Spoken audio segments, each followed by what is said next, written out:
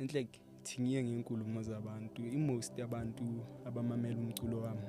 bathi mangayenza ingoma no Mr Nation things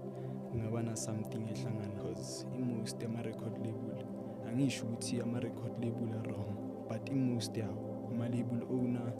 awabhekanga ukuthi aphusha ama artist abheke ukuthi wona ayenza imali ibusiness lento le so uma artist ungacabanga ukuthi we record label le nguyo bayangithanda inani no babheka imali so uma artist kungcono uma uziphusha wena sebenzisa ama resources wakho awubaphi chance angeke ngibaphi chance ngayithola nje ngangena spotlight ngasithola siphelele sabheka kimi ngeke bayithola chance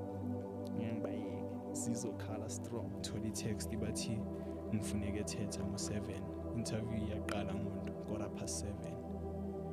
ithethi kude nasekasi nje asina imoto asina